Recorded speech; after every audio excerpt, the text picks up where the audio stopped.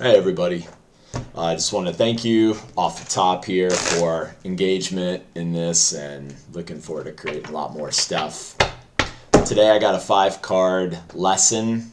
It's going to have to do with money since today is a Wednesday, Mercury Day, Mercredi. And it's going to be these 5 cards.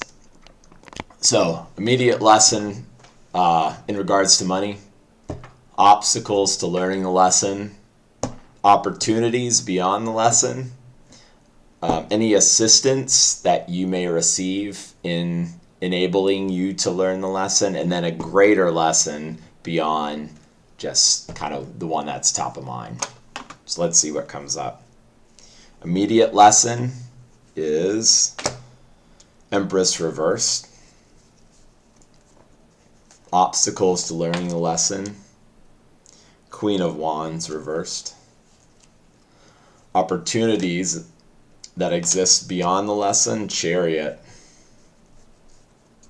A lot of travel there.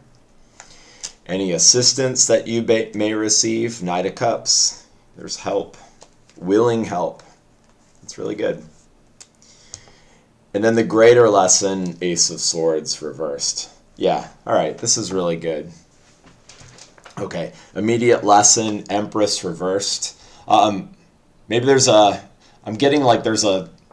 abundance everywhere, but the focus is not on it.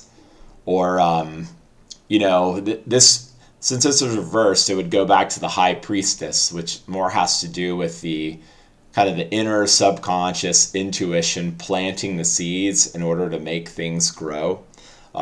Maybe we haven't seen that yet. We think that we have set the stage on something, but nothing has grown. But I think there's tendencies like we can go back and plant the seeds for new things to come about. So this could be starting new business ventures, reaching out. There are many, many opportunities out there that are available, but maybe our focus is limited on what can be created. So obstacles to learning the lesson. Yeah, it's Queen of Wands reversed. To me, it's this card of Leo. It's being kind of proud of yourself and willing to put yourself out there to show I'm not afraid to do these things. And I think this relates very closely to the Empress too, because there are many, many opportunities, but maybe we're limiting ourselves based on what other people think. She's got this black cat in front of her. She's very proud to have that there, whereas other people might criticize her for, hey, you've got this black cat. Are you some sort of witch? But she's not. She's facing the sun with the sunflower, so her personality is shining through. Her true personality is shining through, and she's very proud of herself. And so when I see this reversed, think like we're limiting ourselves, but that is coming from ourselves and what we're capable of doing. So as far as opportunities that exist beyond this lesson, I'm seeing this travel where it's kind of standing out on your own.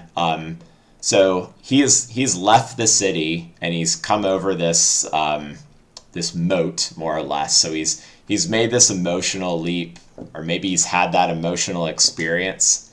And now because of that, he's able to balance sort of the logical and the emotional. He's able to balance the opposing forces and kind of come to this this self-love for himself. He doesn't have to please anybody else, but he can make travels, he can make things happen.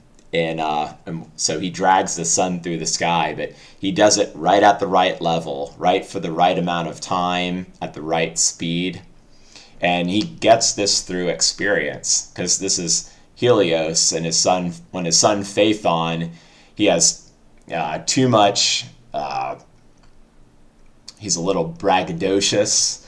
He thinks that he can do more, even though he doesn't have this experience. And because of that, he's not able to harness the power of the opposing forces, and they end up dragging him and the sun all over the place. Scorches the earth in certain areas, stays too far away from the earth in other areas, so there's not a harvest there.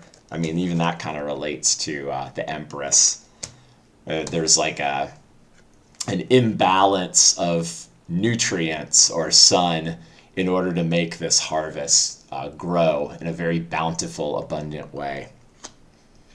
So I think there's a great opportunity in coming to an understanding of having this self-love and knowing your worth, and then the new things that you can create, the sun that you provide to other people as a result of you being your true self. And then what assistance may you receive? Well, it's the Knight of Cups. So it's a card of emotional support. And I would say, especially pertaining to these two cups, these two cards, Knight of Cups, it might be harder for us to know our potential because we've had these experiences, or we have these thoughts from childhood, or maybe even before childhood, where we have doubts about what we're able to do, or we were told to be quiet, or we were ignored when we were like 1 year old or something, and then we internalized that to mean something was wrong with us. But I think it's a lot easier to create when you're in communication with other people, and the other people would never have those thoughts about you, or at least ones that are very supportive.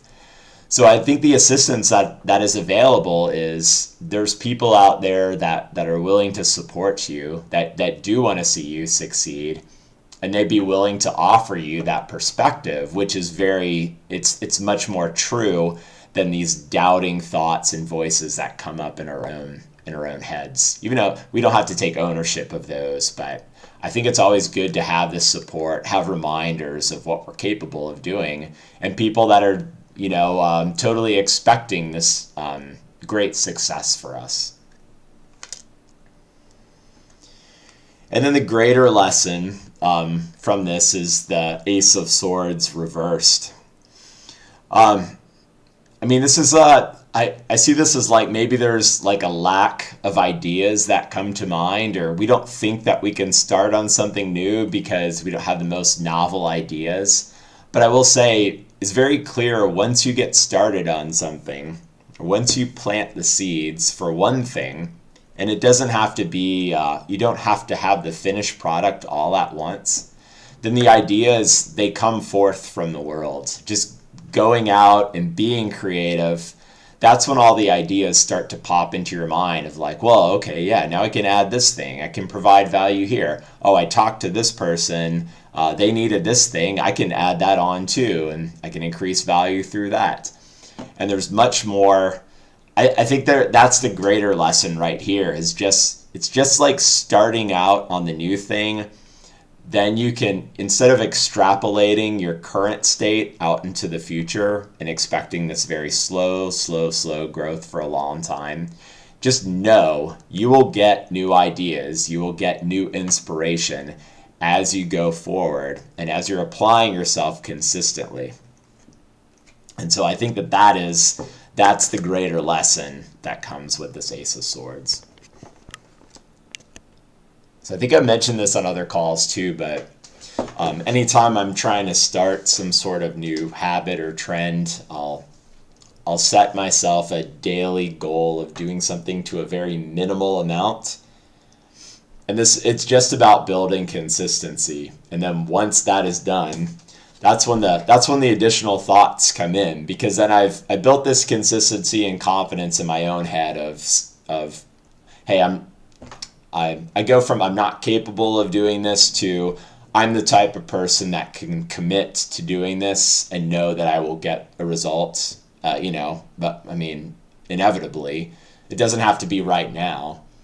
So I don't necessarily expect that I'm going to get a goal right away, but I just know, like, if I wanted to run a marathon I hadn't run before, I could set a goal for the first month. It'd be like, I'm just going to put my shoes on. I'm going to go outside. I'm going to walk around the block at least every day for a month.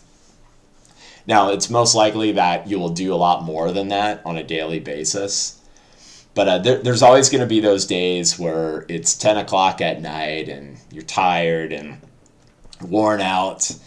And those are usually the days in which the habit, if you don't do it that day, you won't continue on the next day.